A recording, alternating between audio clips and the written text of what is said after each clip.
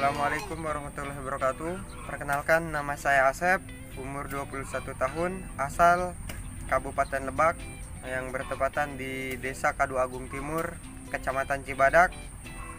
Awal mula berternak puyuh itu sekitar Oktober tahun 2020.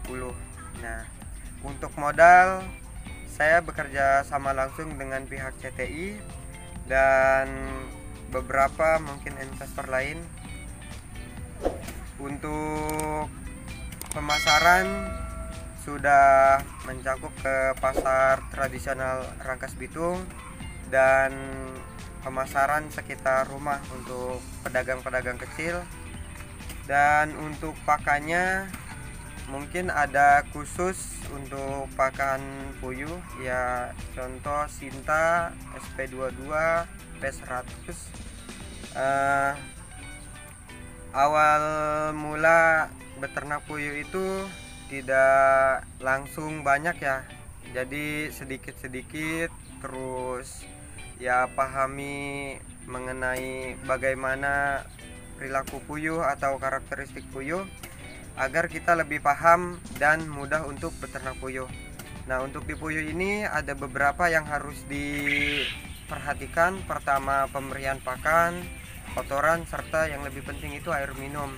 Kenapa air minum? Karena air minum lebih harus diperhatikan karena memang telat ngasih minum itu bisa mengakibatkan puyuh itu drop pada telur tersebut.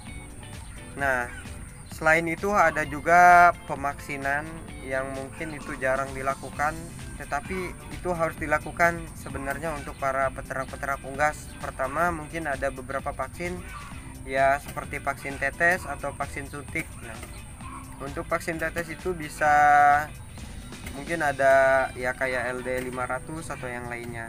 Nah, kalau misalkan vaksin suntik atau itu biasa LBBI 1. Nah, untuk yang lainnya bisa mungkin cari referensi yang lainnya. Nah, untuk di ternak puyuh itu bagaimana sih? Mudah apa tidak gitu kan? Untuk di ternak puyuh itu ya gampang-gampang susah, terutama mungkin dari pakannya.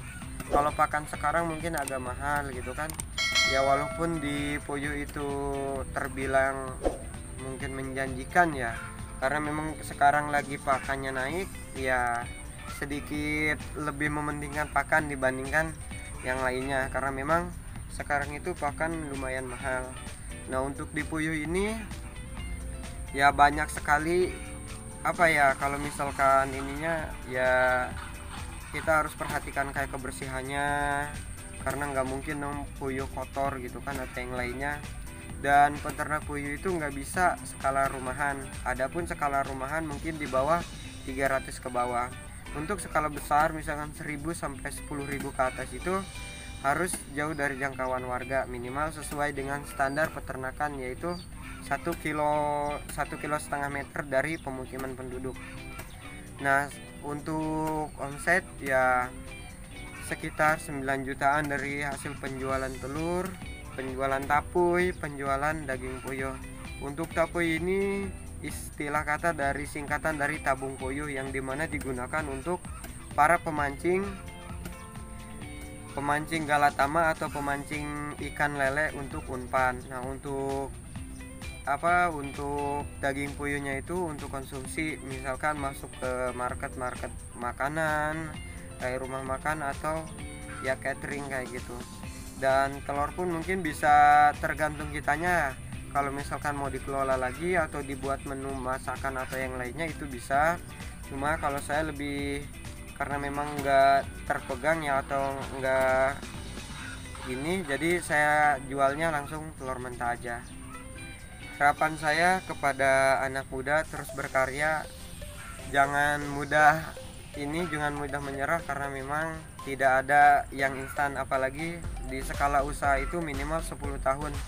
Itu 10 tahun itu mencoba kegagalan, 10 tahun berikutnya masih akan tetap gagal sampai pada saat akhirnya itu menemukan keberhasilan, karena tidak mudah untuk menjadi orang sukses.